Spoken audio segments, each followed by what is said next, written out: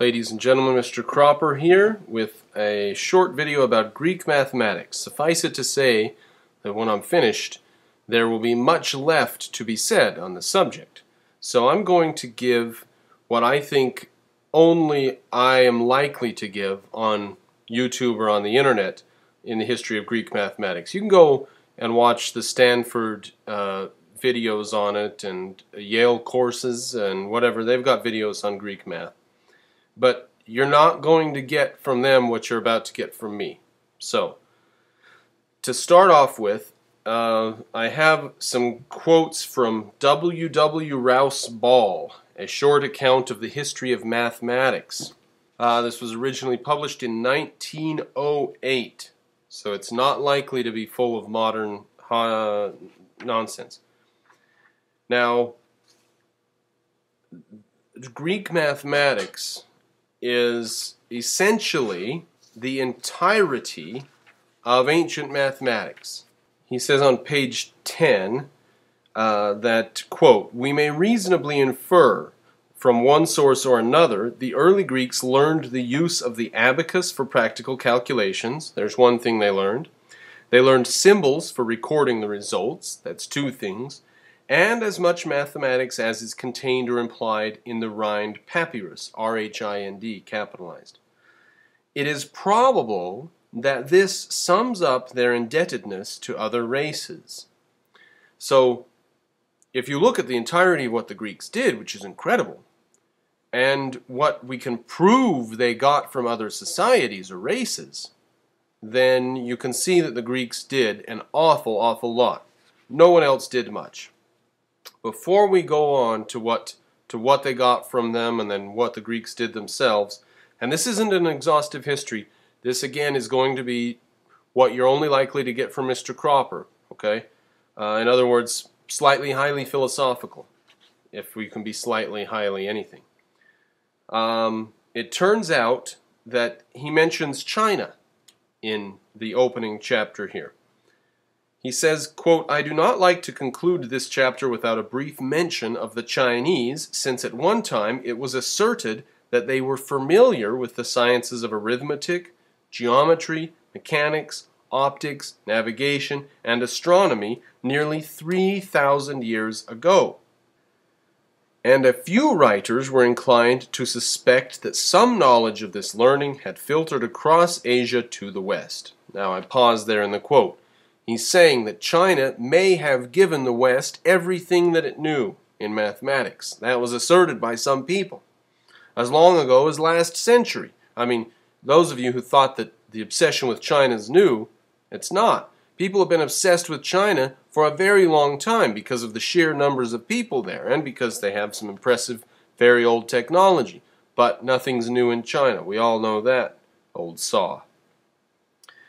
Okay, so they thought that stuff had come from Asia to the West. Quote, "It is true that a very early period of the Chinese were acquainted with several geometrical or rather architectural implements, such as the rule, the square, the compass, and the level, with a few mechanical machines, such as the wheel and the axle, that they knew of the characteristic property of the magnetic needle." True, but they didn't do anything with it.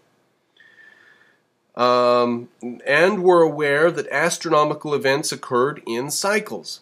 But, now, that's not very impressive. The Babylonians figured that out just by writing stuff down for a few centuries. Or they probably knew it within decades, I don't know. But the careful investigations of L.A. Sedillot, S-E-D-I-L-L-O-T, have shown that the Chinese made no serious attempt to classify or extend the few rules of arithmetic or geometry with which they were acquainted, or to explain the causes of the phenomenon which they observed. Interesting point, and now we skip a few paragraphs. China, quote, "serves to illustrate the fact that a nation may possess considerable skill in the applied arts, while they are ignorant of the sciences on which those arts are founded." End quote. So, for people in the know, it turns out that the Chinese did not have scientific knowledge of mathematics. They only had practical or inductive knowledge of mathematics. Now, I'm not going to disparage the deductive nature of math, but I will say, just to set up the plot here, that math is an inductive science, and you can go to Pat Corvini. She may have her book finished, which asserts just that math is an inductive science like all other sciences. It's not deductive. But now we can go to the very first contribution of the Greeks, or one of the early most important contributions of the Greeks, which was to make math a deductive science, or to give it its deductive character. And that was the philosopher Thales, who lived around 640 to 550 BC. To give you, to nail down the time periods in your head, it was another 100 years before Socrates was born, another 150 plus before Socrates was born, and 200 or so before the life of Aristotle. So this guy's, compared to Aristotle and Plato, he was as far away ago as Andrew Jackson is to a modern American in our day and age. So he was ancient history to the Greeks. Now, he is the one who set down the deductive nature of math. In other words, instead of making up a rule for math out of 100 instances that you find in reality, or 3 instances, you can take some instances in reality and say, this is what this does. Now we know that all triangles, their angles added up equal 180 degrees. Instead of that, instead of coming from reality with that, Thales made it so that you start with some mathematical truth and then deduce from there, reality aside. So he slightly began the divorce between reality and mathematics, which they can't be divorced, I know. Don't start with me, I know. But to the extent that you can learn or do anything in math without constantly referring to concretes, the Greeks were the first to do that. We know about the Egyptians and Babylonians, and they were not the first to do that. Now here's some interesting facts about Thales and the length of the year from page 17 in Ball. Without going into astronomical details, it may be mentioned that he taught a year contained about 365 days, and not, as is said to have been previously reckoned, 12 months of 30 days each. It is said that his predecessors occasionally intercalculated a month to keep the seasons in their customary places, and if so, they must have realized that the year contains, on average, more than 360 days. So, he was one of the first ones to work out the exact length of the year, or closer to the exact length of the year. And why would, here's the reason, ladies and gentlemen, why your modern clocks have 12 hours instead of a nice round number like 10. Or if you're in Germany or other countries, they use the military clock, we call it in America, the 24-hour clock. Why 24? What a weird number. And why does each hour have 60 minutes?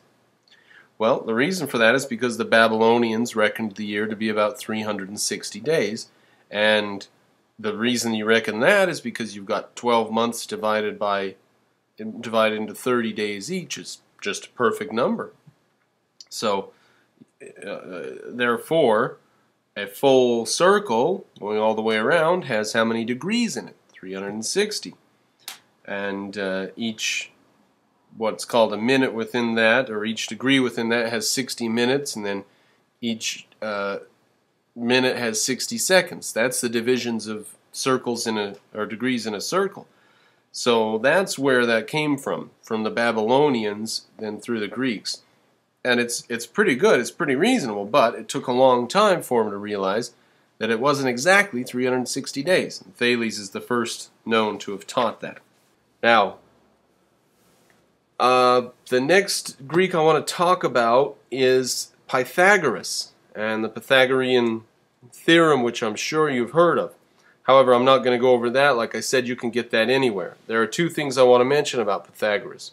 First, irrationals. They discovered irrationals, and it was a very big shock to them, because they believed, from everything they had found, that all of reality must be described in numbers. And when they found numbers that were infinite or never-ending, they were very, very shocked, very surprised. It comes as a rude shock to the rationalist to realize that our ideas aren't necessarily metaphysical absolutes. See, a rationalist thinks that you can take ideas and figure things out and go back to reality and find them confirmed there.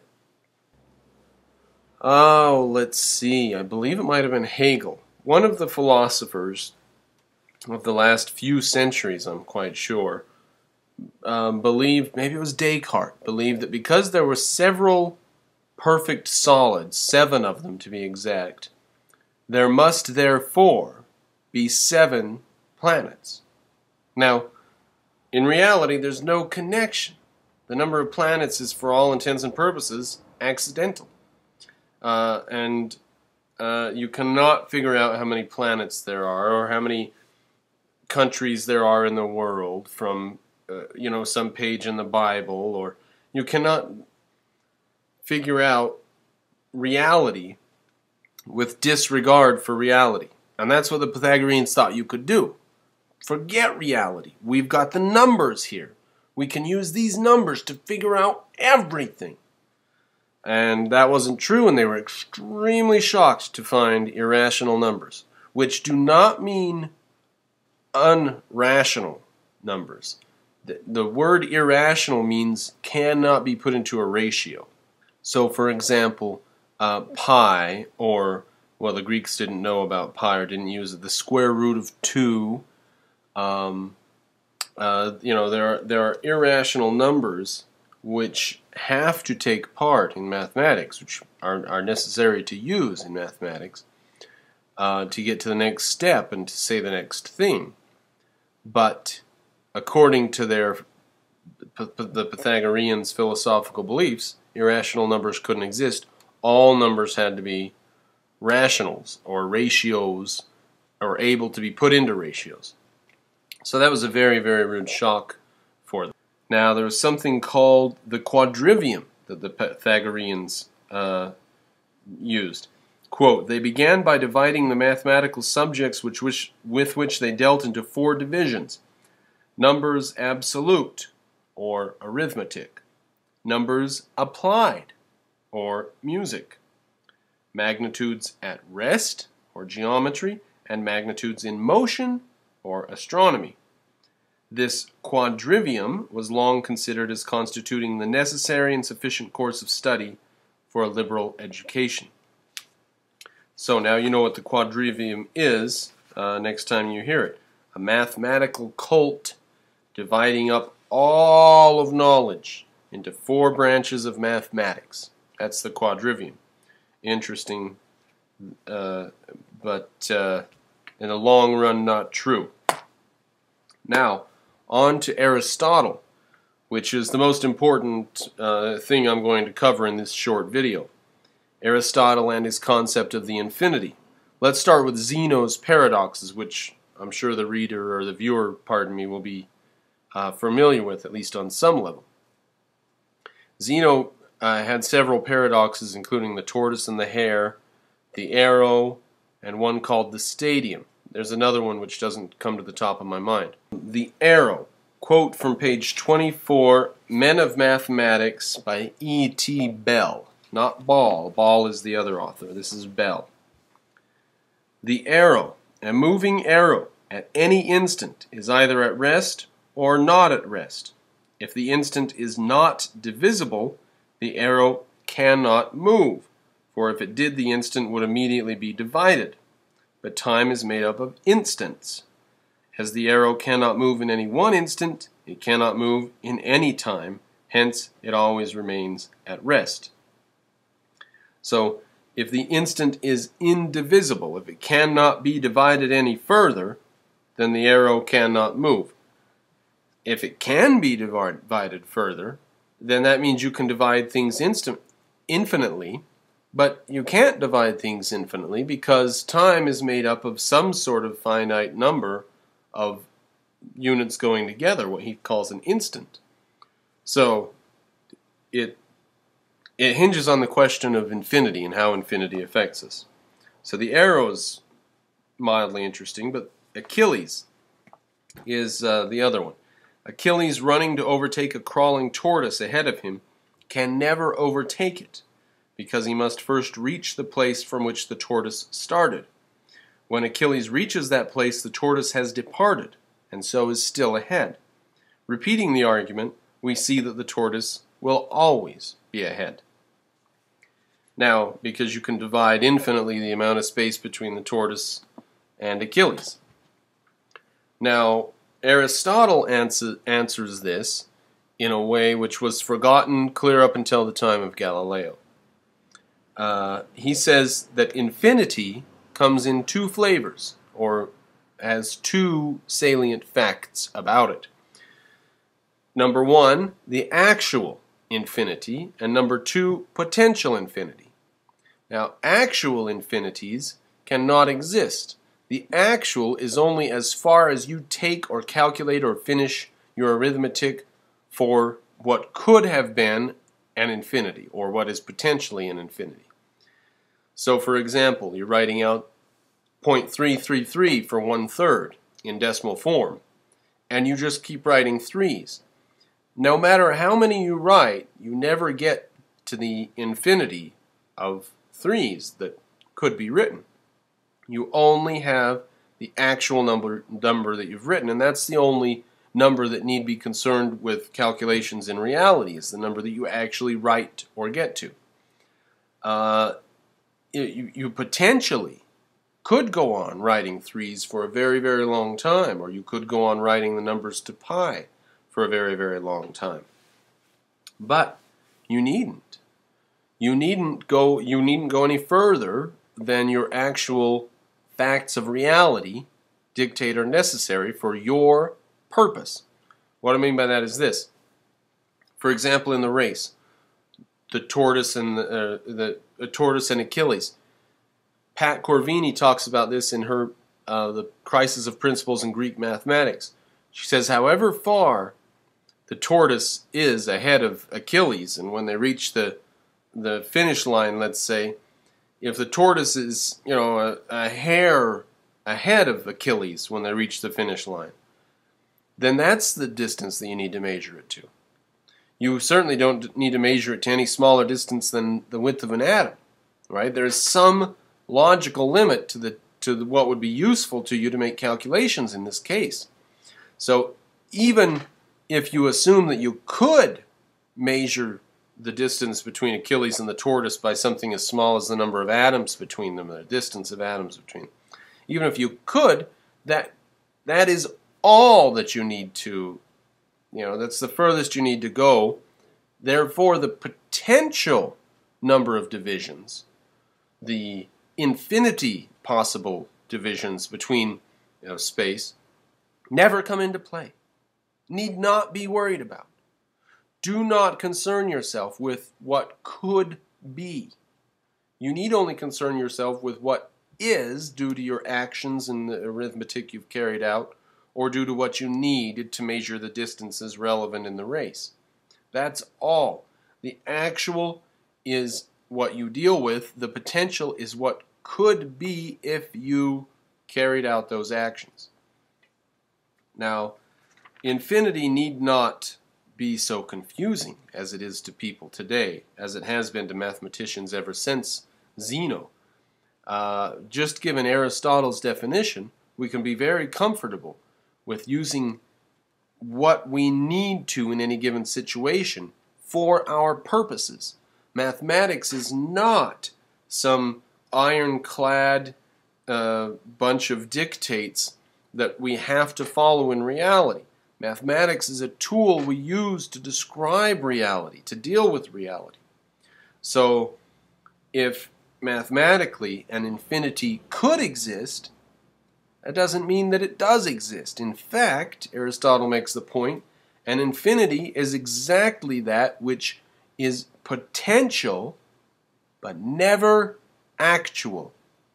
Whenever you begin measuring your infinity, you only get to the actual in reality. The potential remains a potential and outside of what is actual. There are mathematicians like Gregor Mendel and Cantor. It was one of those two, I think it might have been Cantor, but one of those two said that as he was studying infinity, he found that there were infinities inside of infinities, and there are larger and larger infinities and stuff like this. Really extremely facile and ridiculous things for a mathematician to say, or anyone inclined towards thought at all. You cannot have, if we define infinity as the biggest possible number plus 1 plus 1 plus 1 plus 1 plus 1, as bigger than anything you can name, and however big of an item you name, I can add 1 to it. If that's what infinity is, it's just bigger than anything, then it's useless to say that you found a patch of infinities inside of infinities, or you found larger infinities than you thought there were. It's stupid. It's almost schizophrenic. If we could just go back to Aristotle's definition of infinity, being the potential and the actual, the potential being what could be infinity if you keep measuring, and the actual being what you actually do measure from your infinity, but then that's not infinity, that's just an actual quantity. It's been measured. If we could go back to that, it would take a lot of silliness out of modern science and mathematics, especially these people that think that there might be other universes, and they call it a multiverse. Well, the Greeks had a word for everything. It's called the universe. The universe means all things. Now, if you find another universe in a bubble next to our universe, guess what? It's in our universe. That is a universe. And if you can't find this other universe in a bubble next to our universe because we're stuck inside of our universe, and so this other universe in the next bubble over is completely and forever outside of our realm of experience, and it's only in your math on the papers, then that's completely useless. That's not really another universe, that's just math on your papers, and there's no way to confirm or prove wrong, which means it's not scientific, it's a pure fantasy. So, there's nothing outside of our universe, non-Aristotelian notions of infinity to the contrary notwithstanding. Now, I could bang on about this for a while. I'll mention a couple things about later Greek mathematics, and then we'll be done with this. And this leaves room for more poking on this subject in the future if I wanted to do that. Ptolemy was a brilliant mathematician in the Greek school. He lived, of course, in Alexandria in Egypt, but by then Alexandria, it's named after Alexander the Great. It was a Greek city. By then it was the center of science and learning in the Mediterranean. Ptolemy described a very brilliant system mathematically for when the stars were coming up and the sun was setting and all that, for the astronomy. So accurate, even though it was based on epicycles that had these little circles that the planets moved on as they went in their circle, or here's the sun or whatever, or any planet, and as it's going around the planet, it has to move in little circles called epicycles. Absolutely not true. It doesn't happen. But the mathematics was so brilliant that you were able to predict when, at what time the moon was going to come above the horizon next to what star or whatever, and therefore you could tell where you were on the planet's surface, namely on the oceans. It was used by sailors. It was so accurate that they continued using this long after Ptolemy's death. What I mean to say is long after someone should have figured out something better. Lo and behold, Copernicus did figure out something better. He said, you know what? It isn't true that the Earth is at the center of the solar system and that all the other things go around in epicycles and all that. It's not true. The truth is the sun is at the center. Now, Ptolemy had made everything the Earth stand still and everything go around it. And his mathematics, get this is an interesting point here. His mathematics, with the Earth standing still, were more accurate and more reliable to use to go sailing out on the oceans than Copernicus's math, which was true but less accurate. That's how great the Greeks were in math. They could make the Earth stand still and come out with better, more accurate predictions of when the moon or whatever was going to come up than Copernicus could by putting the Earth in motion.